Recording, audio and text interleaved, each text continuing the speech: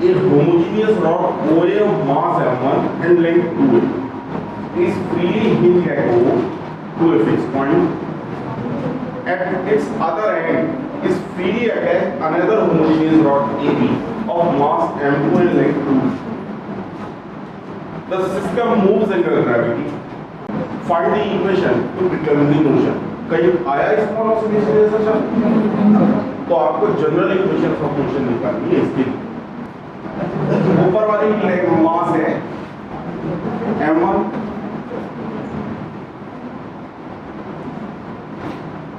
और नीचे वाले का मास m2। मान लीजिए ये इसकी सेंटर ऑफ ग्रेविटी है g1 और ये इसकी सेंटर ऑफ ग्रेविटी है g2। ऊपर वाली रॉड का m1 मास है, नीचे वाली रॉड का मास m2 है। तो कोऑर्डिनेट आपको इस पॉइंट पे चाहिए g1 के और g2 मास को cg पे लगेंगे ना, g1 और g2 के कोऑर्डिनेट बना दो x एक्सिस और ये with respect to OX OY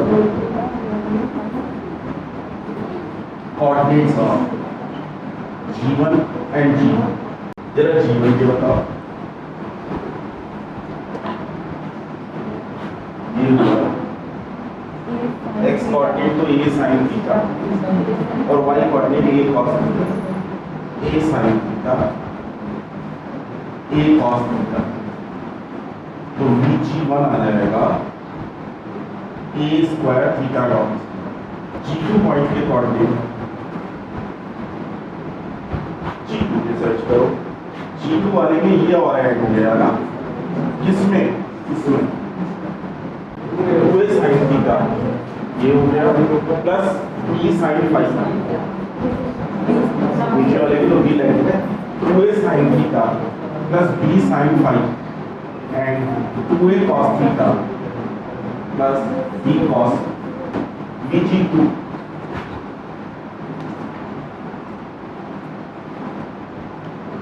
देखो 4a square theta dot square ये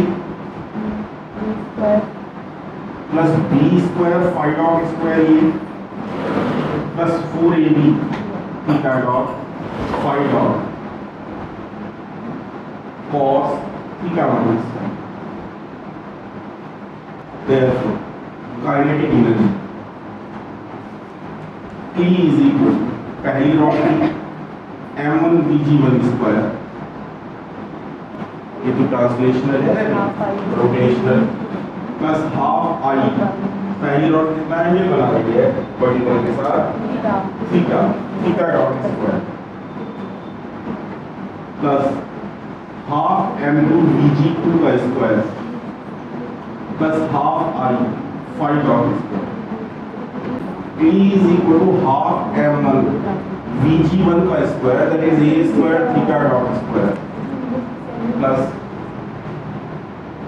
ऊपर वाली रॉड का मोमेंट ऑफ इनर्शिया CG से पास होने वाली परपेंडिकुलर एक्सिस क्या होगा m square by 3 length 2a है ना, m square by 3 that is m1 a square by 3 theta dot plus half m2 Vg2 का square means 4a square theta dot square plus b square phi dot square plus 4ab theta dot phi dot cos theta minus plus half I dash दूसरी रॉड का moment of inertia 1/3 m2 b square, तो भी length है और mass m2 है और angle phi dot. अब पोटेंशियल एनर्जी बताओ, V इज इक्वल ऊपर वाली rod minus m1g y coordinate of g1 minus m2g y coordinate of g। कितनी इक्वेशन बनेंगी? पहली इक्वेशन थीटा के लिए, दूसरी इक्वेशन फाइ के लिए। अब डायरेक्टली बाय डेल थीटा वाला टर्म जीरो नहीं होगा, जब डायरेक्टली बाय डेल थीटा करेंगे तो ये वाला का डेरिवेटिव होगा, इसका तो होगा ना। cos थीटा माइनस फाई का थीटा के रेस्पेक्ट में वैल्यू नहीं निकलेगा sin थीटा माइनस फाई। बात समझ रहे हैं? दो जो लैग्रेंज इक्वेशंस है वही इक्वेशंस बनाकर आपको छोड़ दी है कि इन्होंने कहा है फाइंड द मोशन, मोशन से मतलब इक्वेशंस ऑफ मोशन। एक particle P moves on a smooth horizontal circular wire of radius a which is free to rotate about a vertical axis to a point O distance c from the center। ये कोई circular disc है, ये इसका centre है। A particle P moves on a smooth horizontal circular wire of radius a which is free to rotate about a vertical axis about a vertical axis through a point O distance c from the center। Centre से c दूरी पर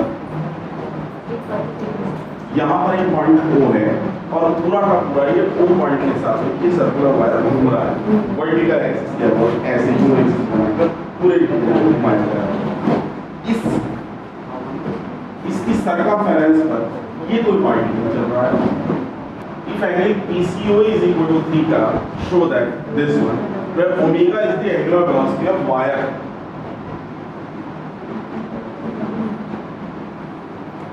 angular velocity of wire,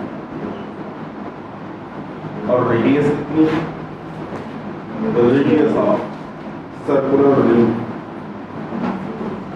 is equal to O point के सापेक्ष turn कर रहा है तो आपने O को ऑरिजिन बना दिया और ऑरिजिन के रेस्पेक्ट में पॉइंट P के कोऑर्डिनेट दिया। अगर पॉइंट P के कोऑर्डिनेट ऑरिजिन के रेस्पेक्ट में r और फाई हो तो r से क्या मतलब होगा और फाई से क्या मतलब होगा? r होगी O से लेकर P तक की दूरी और फाई होगा ऑरिजिन के साथ बना हुआ ये बना है इनिशियल लाइन के साथ बना है ये तो वेक्टोरियल एंगल होता है। O से लेकर P तक की दूरी r और वेक्टोरियल एंगल फाई। पार्टिकल खुद अपने आप रोटेट हो रहा है, खुद अपने आप चल रहा है सर्कमफेरेंस पर। ये पार्टिकल इसकी सर्कमफेरेंस पर चल रहा है। अगर पार्टिकल सर्कमफेरेंस पर चल रहा है तो लगातार उसमें कोणीय विस्थापन होगा तो कोई ना कोई लीनियर वेलोसिटी भी होगी, v बराबर r होगा। एक तो वायर टर्न किया नंबर 1 और नंबर 2 पार्टिकल अपने आप टर्न किया तो दो एंगुलर वेलोसिटी हो गई पॉइंट P पर, एक तो वायर के टर्न होने के कारण और एक पार्टिकल के खुद के टर्न होने के कारण। वायर इस पॉइंट के अबाउट टर्न कर रहा है O की, देखो ये दो चीजें कंफ्यूज थी, क्योंकि वायर O पॉइंट के अबाउट टर्न कर रहा है इसलिए angular velocity r omega perpendicular to OP और साथ ही साथ पार्टिकल अपने आप भी चल रहा है तो पार्टिकल की एंगुलर वेलोसिटी और मींस यहाँ से लेकर यहाँ तक की रेडियस इसका हमेशा यही होगी और ये एंगल बन रहा है theta, that is a theta dot perpendicular to CP। अब CP के परपेंडिकुलर एक लाइन बनाओ a थीटा। वायर के घूमने के कारण जो एंगुलर वेलोसिटी है वो तो OP के परपेंडिकुलर होगी और पार्टिकल अपने आप चल रहा है तो वो जो एंगुलर वेलोसिटी होगी वो CP के परपेंडिकुलर। वेलोसिटी कैसी क्वांटिटी है? वेक्टर की स्केलर। अब अगर एक पॉइंट पे दो वेलोसिटी हो v1 और v2 तो उनकी रिजल्टेंट वेलोसिटी कितनी होगी? अगर एक ही पॉइंट पर दो अलग-अलग डायरेक्शन में वेलोसिटी होगी तो उनका रिजल्टेंट होगा u² + v² + 2uv cos alpha काट दो, जहां अल्फा दोनों के बीच का एंगल है। इनको समझने के लिए एक को v1 बोल दो, एक को v2 बोल दो। यहाँ पर v1 और v2 दोनों एक दूसरे के परपेंडिकुलर नहीं है तो रिजल्टेंट वेलोसिटी निकालने के लिए आपको दोनों के बीच का एंगल और सर्च आउट करना पड़ेगा कि दोनों के बीच में एंगल कितना है। जरा एंगल सर्च करो, एक मिनट ध्यान दो, सब समझना। देखिए ये फाई है, ये थीटा है तो ये फाई माइनस थीटा, कुछ फाई है कोण की एक्सटर्नल एंगल जैसा ये अंदर वाला फाई माइनस थीटा। अब अगर ये फाई माइनस थीटा है तो ये कितना बचा?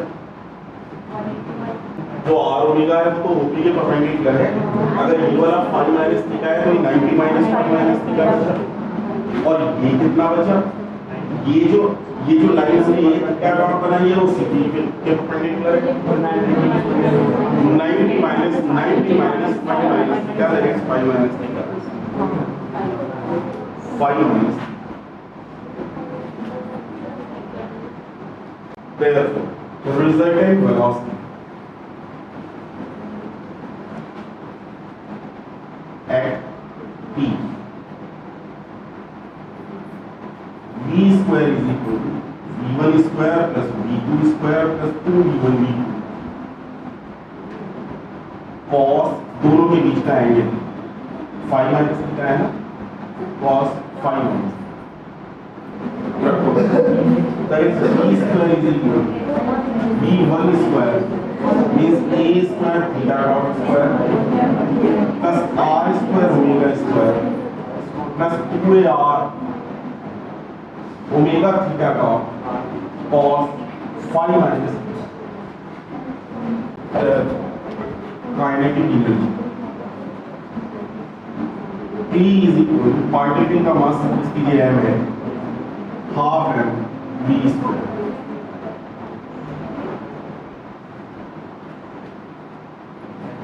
which is half m a square theta dot square plus r square omega square plus 2ar omega theta dot cos 5 minus।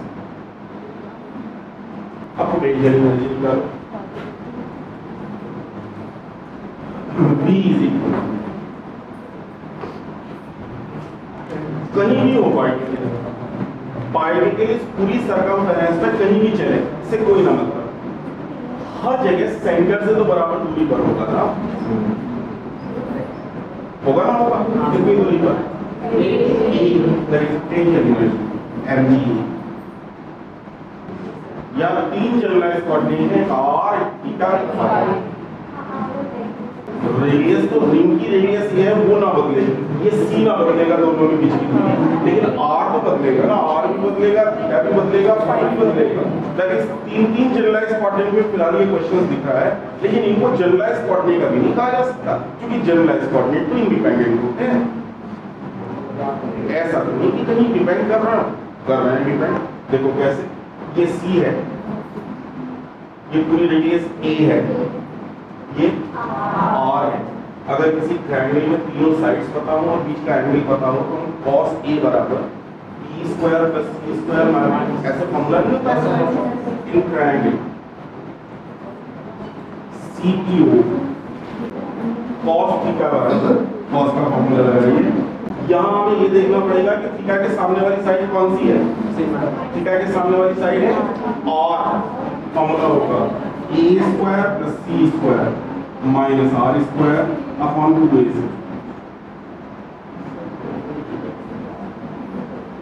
cos a बराबर b square plus c square minus a square upon 2bc।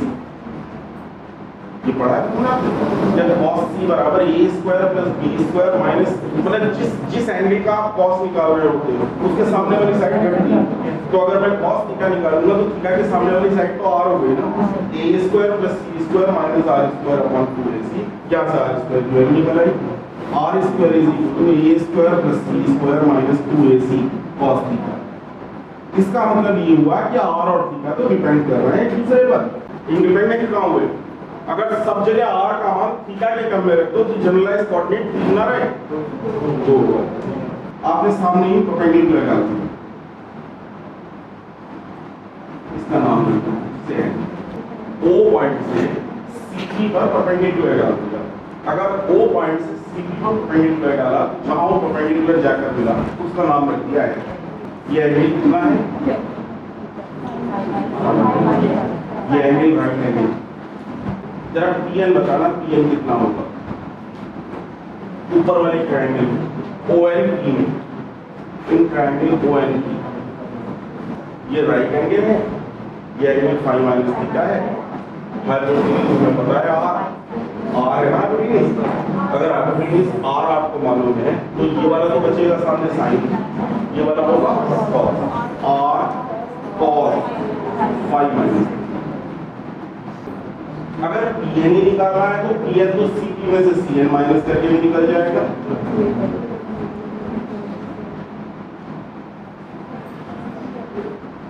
अगर Cp में से Cn minus कर दे तो Pn ही आ गया। Cp कितना और Cn कितना, अब Cn निकालो नीचे वाले के एंगल, ये एंगल राइट एंगल, हाइपोटेन्यूज पता है, हाइपोटेन्यूज तो राइट एंगल के सामने आता है ना, C cos theta.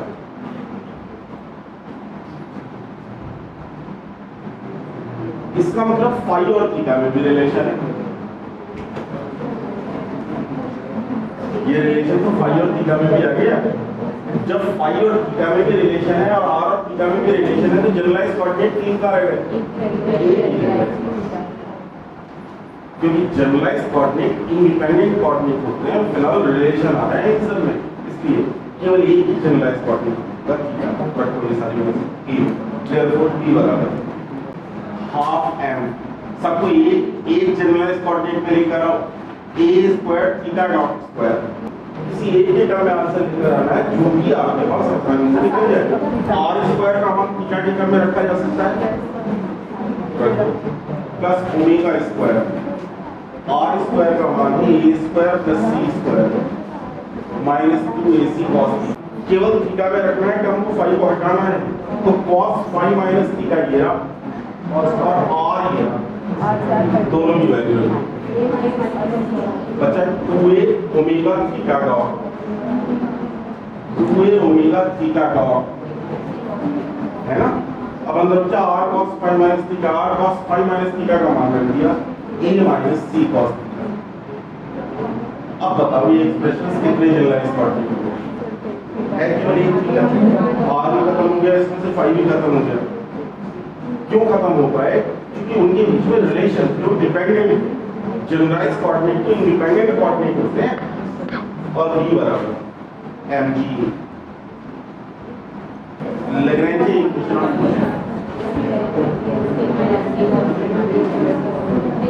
d by dt of del t by del theta dot minus del t by del theta is minus the del t by del m a square theta dot तो करिए एक इसका होगा plus a omega a minus c cos theta minus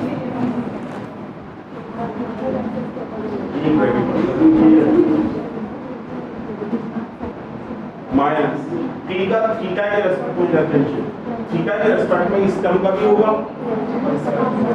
ना, और इसका भी होगा, दोनों का क्या करो, थीटा के रेस्पेक्ट में हाफ एम बार, इस टर्म का करें 2ac cos थीटा का 2ac sin theta, that is 2ac omega square sin theta plus 2ac omega theta dot sin theta is equal to p by dt of, थोड़ा सा इसको manage कर लेना, देखो m तो कर गया 0 में घुमा दो, और ये 2 वाला अंदर से कट जाएगा, ये क्या बचा a square theta dot plus a square omega minus ac omega cos theta plus plus में minus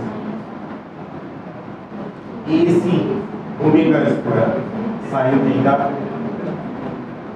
plus ac omega theta dot sin theta is equal और होगा डिफरेंशियल डी बाई डी की बात में रखा है, किस किस का डिफरेंशियल करोगे, थीटा का, और ये इन्होंने कहीं नहीं कहा कि एंगुलर वेलोसिटी कांस्टेंट है,